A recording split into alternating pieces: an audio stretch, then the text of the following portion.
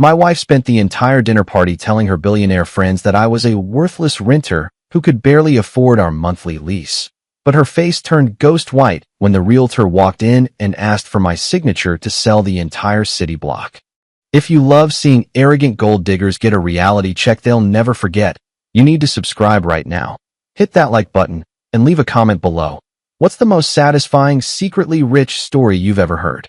My name is Harrison, and for the last 15 years, I've lived by a simple rule.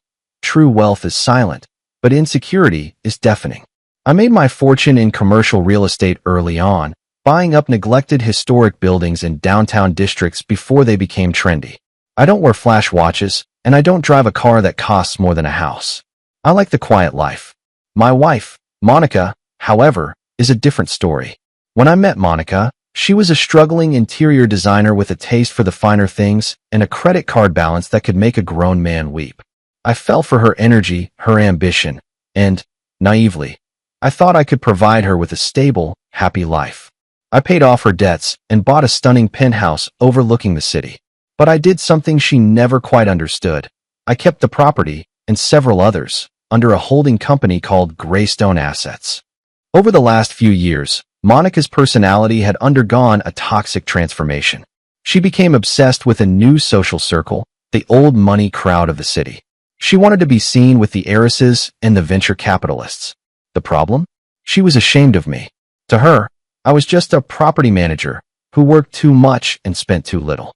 She convinced herself, and eventually her friends, that we were merely renting our luxury penthouse while I struggled to keep up with the payments. I let her believe the lie because it was easier than arguing, and frankly, I wanted to see how far her vanity would go. The breaking point arrived on a humid Thursday evening. Monica had organized an elite mixer at the penthouse. The guest list included the city's most pretentious power couples, including a man named Julian, a flamboyant developer who Monica had been flirting with shamelessly for months. I was in the kitchen, opening a bottle of wine, when I heard Monica's voice carry over the soft jazz playing in the living room. She was holding court with Julian and two other women draped in diamonds. "Oh, Julian, don't mind Harrison," Monica said, her voice dripping with a fake, patronizing pity. "He's a dear, but he's just so stagnant. He works himself to death just so we can stay in this rental. Honestly, I'm the one who decorated the place to make it look like we actually belong here. It's exhausting being married to someone with no owner mentality, you know? He's a permanent renter at heart." Julian chuckled, a condescending sound that grated on my nerves. "It's a shame, Monica. A woman with your vision shouldn't be tied down to a man who can't even secure a deed. If you were with a real player, you wouldn't be worrying about lease renewals." "Tell me about it." Monica sighed, intentionally loud enough for me to hear. "I'm basically just waiting for him to admit he's hit his ceiling. He's a worthless renter who's lucky I haven't moved on to someone who can actually provide a future." I stood over the kitchen island, the corkscrew still in my hand. My blood was boiling, but I didn't storm out. I didn't scream. I looked at my phone. I had a scheduled meeting at 9 p.m. tonight, a meeting Monica didn't know about. A prominent investment group was looking to buy this entire building and 3 others I owned on the block for a massive redevelopment project. The lead realtor, a man who had known me for a decade, was coming over to drop off the final closing documents. Monica thought she was hosting a party to audition for a new husband. She didn't realize she was actually hosting the closing ceremony for the very roof over her head. I walked into the living room with the wine, a calm smile on my face. "Here you go, everyone. I hope the renter's special vintage is to your liking." Monica rolled her eyes, barely acknowledging me. "Just put it on the table, Harrison. Try not to spill it on the rug. We didn't pay the damage deposit to have you ruin it."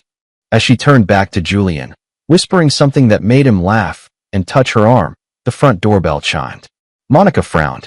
"Who is that? I didn't invite anyone else."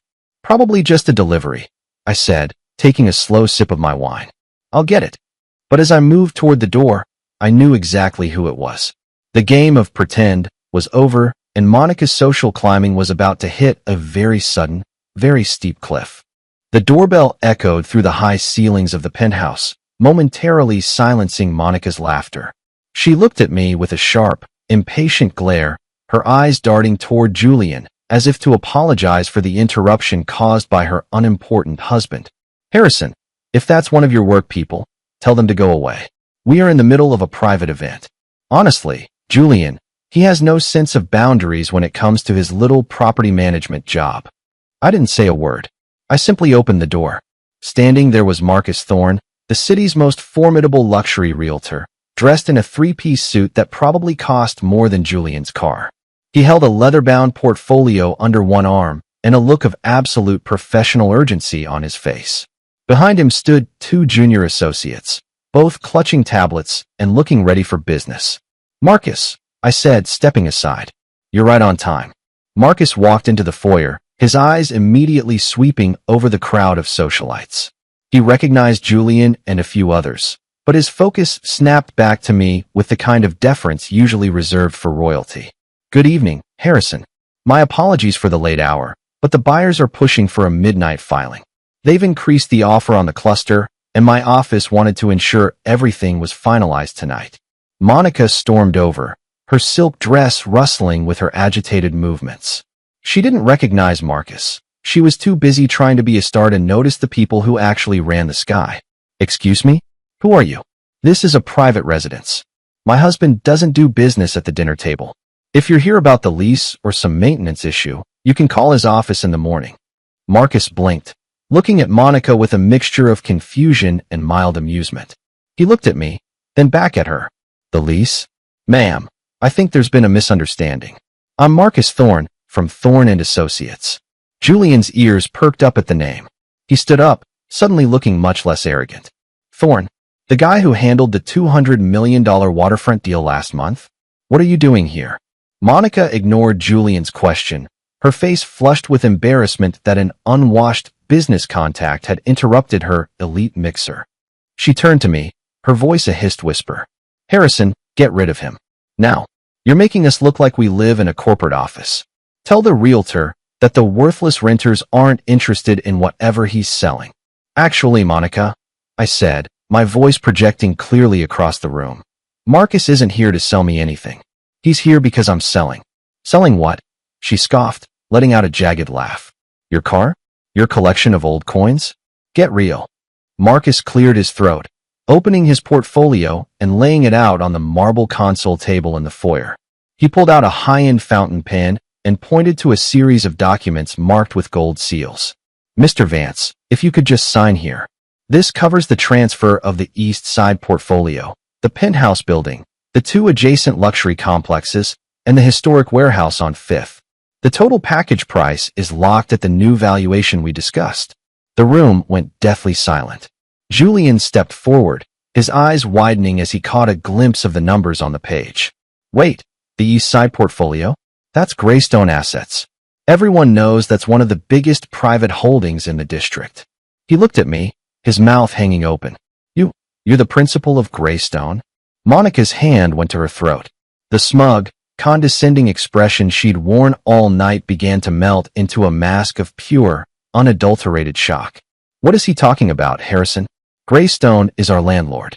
We pay them rent every month. I see the checks." "No, Monica," I said, taking the pen from Marcus. "You write the checks to a sub-entity I set up years ago. I let you believe we were renting because I wanted to see who you really were when you thought I had nothing but a salary. I wanted to see if you were my partner or just a passenger. Tonight, I think I got my answer." I leaned over and signed the first document with a flourish. The scratch of the pen on the thick paper was the only sound in the room. "Harrison, wait," Monica stammered, stepping toward me, her voice suddenly trembling. You own the building? You own the whole block? Why didn't you tell me? We could have been the power couple of the city." "Julian, tell him. We were just joking earlier, weren't we?" Julian didn't say anything. He was too busy staring at the man he had called a stagnant renter, the man who now held the keys to his own professional future in his pocket. I looked at Marcus. "Is the sale of this building finalized upon my signature?" "Yes, sir," Marcus replied, a sharp smile on his face. "The new owners take possession at 8 a.m. tomorrow. They've already requested a vacant handover for the top floor units to begin the renovations." I turned back to Monica, whose world was currently collapsing at the speed of light. The worthless renter was gone. The owner was standing in his place. Monica stood frozen, the wine glass in her hand trembling so violently that the red liquid threatened to spill onto the white designer rug she had spent months bragging about. Her rich friends were now looking at her with a mixture of pity and predatory curiosity. They weren't her allies. They were a jury that had just seen her lose the case of her life. "Harrison, honey, let's not be hasty," Monica said, her voice shifting into a frantic, high-pitched sweetness that made my skin crawl. She stepped closer, trying to put a hand on my arm, but I stepped back toward Marcus. I was just trying to motivate you. You know how I am. I push people to be their best. It was a joke. Julian, tell him we were just having a bit of fun. We're a team, right?" Julian, seeing the direction of the wind, didn't even look at her. He was staring at the documents on the table with the hunger of a man who realized he'd been insulting the sun while standing in its light. "Actually, Monica, you were pretty specific about Harrison's lack of ambition. I think the word you used was worthless." He turned to me, his voice now oily and subservient. "Harrison, Mr. Vance, I had no idea. My firm has been trying to get a meeting with Greystone for 18 months.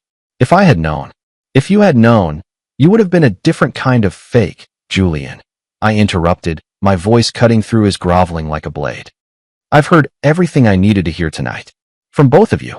I turned back to Marcus, who was calmly organizing the signed pages. "Marcus, you mentioned the new owners want a vacant handover of the top floors by 8 a.m. Does that include this specific unit?" Marcus nodded, his professional demeanor hiding a sharp edge of satisfaction. He had seen Monica treat me like a servant for years during building inspections. "Especially this unit, sir. The investment group is turning the penthouse into their regional headquarters. The eviction notices for all residential occupants were prepared as a contingency of the sale. Legally, since the tenant, which is the sub-entity you control, is dissolving its lease, any occupants must vacate by the time the keys are handed over." Monica's face went from pale to a ghostly, sickly gray. "Vacate? Harrison, what are you saying? This is our home. You can't just sell our home out from under me." "It's not a home, Monica. It's a rental, remember?" I said, mirroring the exact tone she'd used to humiliate me an hour ago. "And as you told everyone tonight, I'm just a worthless renter who can barely keep up. Well, the landlord has decided not to renew the lease. In fact, the landlord has sold the whole building. So, as the owner of Greystone, I'm officially notifying you. Your stay here is over. You can't do this." "I have rights," she shrieked, her poise finally shattering into a jagged, ugly tantrum. "I'm your wife. Half of this building is mine. Check the prenuptial agreement you signed in such a hurry to get to the altar, Monica," I said, leaning against the marble pillar. All assets held in Greystone and its subsidiaries were explicitly excluded from marital property. You wanted a rich husband so badly that you didn't even care to check what he actually owned. You were too busy looking for the next upgrade. The guests began to filter toward the door, sensing the social death in the room. No one wanted to be associated with a woman who had just been publicly dismantled by the man she tried to belittle. Julian was the first to leave, scurrying out without a backward glance at the woman he'd been flirting with all evening. Monica looked around the room, seeing her elite life evaporating. The designer furniture, the art, the status, it was all tied to the man she had called a loser. "Where am I supposed to go?" she whispered, the reality of an 8 a.m. deadline finally hitting her. "I have nowhere to go, Harrison. I'm sure one of your high society friends has a spare room for a visionary like you," I said, picking up my coat. "But as for me, I'm going to a hotel. I'll have a professional moving crew here at dawn to pack my things. Anything left of yours after 8:01 a.m. will be considered abandoned property and disposed of by the new owners." I walked toward the door, Marcus and his team following behind. Monica stood in the center of the glittering living room, surrounded by half-empty wine glasses and the wreckage of her own arrogance. She looked small. She looked exactly like what she had accused me of being, someone with no owner mentality. But the final blow was yet to land, because as I walked out, I realized I hadn't just sold a building, I had bought my freedom. The morning sun rose over the city with a cold, unrelenting brightness, hitting the glass walls of the penthouse for what would be the very last time under my name. I arrived at the building at 7:45 a.m., not in the modest sedan Monica loathed, but in the back of a town car. I didn't go upstairs immediately. I stood on the sidewalk and watched the transformation begin. A fleet of black SUVs belonging to the new investment group pulled up, followed closely by a professional moving crew I'd hired to salvage my personal belongings. I walked into the lobby, where the concierge, a man named Henry who had endured Monica's snide remarks for years, gave me a sharp, respectful nod. "She's still up there, Mr. Vance." It's been a loud night. I took the private elevator up. When the doors opened, the penthouse looked like a war zone. Monica hadn't packed. She had spent the night in a frantic, panicked rage. Designer dresses were strewn across the marble, and several of the curated art pieces she loved were overturned. She was sitting on a suitcase, her mascara smudged, looking older and more exhausted than I had ever seen her. "Harrison," she rasped, standing up as soon as she saw me. "I've been thinking. We can fix this. We can move to one of your other buildings. I'll change, I swear. I didn't mean any of those things. I was just trying to fit in with those people. I did it for us." "No, Monica," I said, checking my watch. It was 7:59 a.m. "You did it for an audience that doesn't exist anymore. I checked the logs this morning. Julian and your friends have already blocked your number. You weren't a person to them. You were a host. And now that the house is gone, the party is over."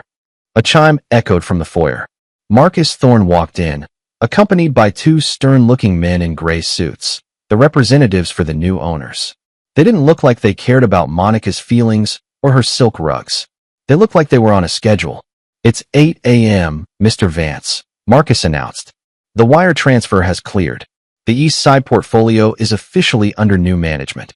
One of the new owners stepped forward, looking at Monica with clinical indifference. "Ma'am, the residential permit for this unit has been revoked as of 1 minute ago. This is now a commercial construction site. For your own safety, you need to exit the premises immediately. Anything left behind will be removed by the demolition crew starting at noon." Monica looked at me, her eyes pleading for a reprieve. "Harrison, please. Just a few days to find a place." "I don't own the building, Monica. I'm just a guy on the street now, remember?" I turned to the movers and pointed to a single trunk containing my books and family photos. "That's all I'm taking. Everything else belongs to the worthless life we lived here. You can take what you can carry, but you have to do it now." I watched as she scrambled to stuff a few handbags and a fur coat into a suitcase, her movements jerky and desperate. She looked like a ghost haunting her own life. As the security team ushered her toward the elevator, she stopped and turned to me, her voice trembling. "You're a monster, Harrison. You set me up." "No, Monica. I just stopped pretending to be someone I wasn't. It turns out, you couldn't handle the truth of who I was, and I couldn't handle the truth of who you are." The elevator doors closed on her tear-stained face. I handed the master key fob to the new owner, shook hands with Marcus, and walked out. I didn't look back at the building. I had 3 more blocks to manage and a whole new life to start, one where my value wasn't up for debate. Author's conclusion. Monica's downfall wasn't caused by Harrison's wealth, but by her own belief that people are only worth the assets they display. She spent her marriage trying to upgrade a man she didn't realize was already the pinnacle, simply because he chose humility over flash. By the time she realized she was insulting the hand that fed her, it was too late. In the world of high-stakes reality, the loudest person in the room is rarely the one holding the deed. If you love this story of a silent mogul's revenge and the ultimate social eviction, make sure to subscribe for more, hit that like button, and comment below. Have you ever seen someone's ego get them kicked out of a good life? Let's hear your stories.